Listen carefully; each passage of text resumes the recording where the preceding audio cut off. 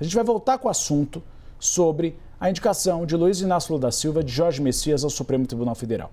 Como eu disse na abertura agora da volta do intervalo, Davi Alcolumbre está no Amapá e ele só vai tomar uma decisão de quando vai marcar essa sabatina numa conversa com o Lula. Isso que me foi salientado por fontes neste momento. E ele já fez esse aceno.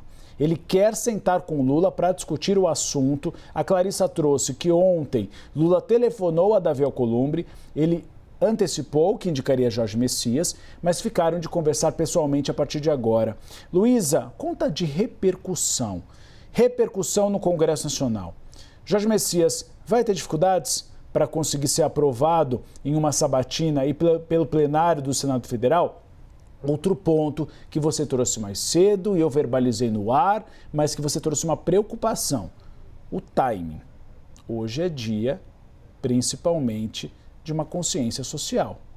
É um dia importante, é o dia da consciência negra e nós não vimos uma ministra negra ser indicada ao Supremo Tribunal Federal. Pois é, Uribe, desde o início dessa campanha, digamos, a essa vaga do STF que abriu com a aposentadoria do ministro Barroso, havia um grande apelo dos aliados, da militância ali que acompanha e apoia o presidente Lula, para que ele usasse algum critério de diversidade nessa indicação para o STF, que fosse um critério de raça, de gênero e de preferência os dois juntos, indicando no que seria o cenário ideal para essa diversidade uma mulher negra para o STF. Não aconteceu nenhuma coisa nem outra, Messias não é um homem negro e isso vai ser explorado, é claro, por essas pessoas, esses movimentos que chegaram a formalizar para Lula, para o Palácio do Planalto, em uma carta, um pedido para que ele atendesse a esses critérios de diversidade que a gente sabe que hoje não podem ser subestimados, Como eu disse no início,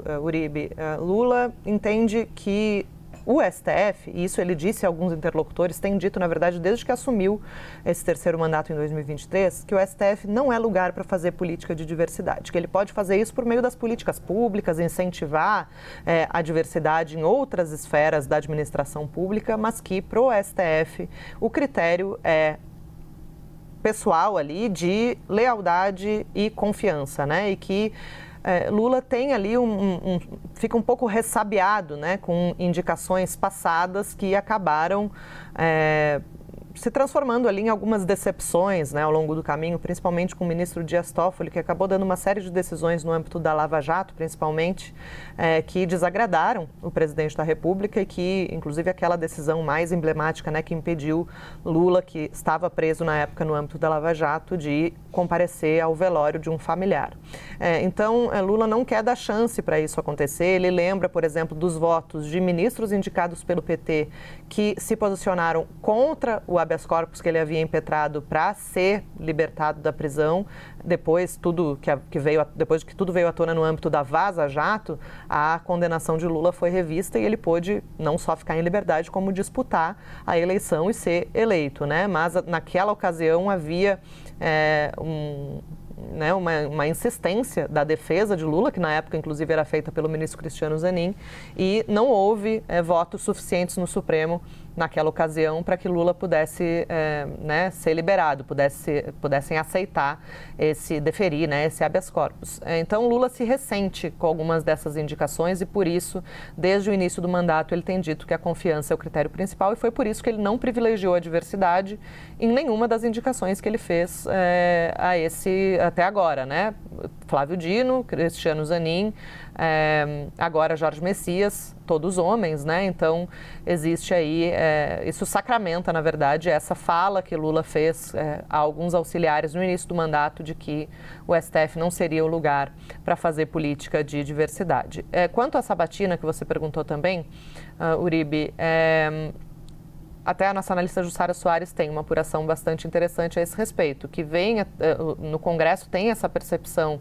de que pode ser uma sabatina difícil, mas não será impossível, né? Já teria aí uma tendência pela aprovação, ainda que por uma margem mais apertada. Isso ao longo dos últimos meses, essa questão da sabatina, ela foi usada por defensores do nome de Rodrigo Pacheco como um ativo pró-Pacheco, né? No sentido de que, olha, Pacheco vai ter uma sabatina tranquilíssima, né?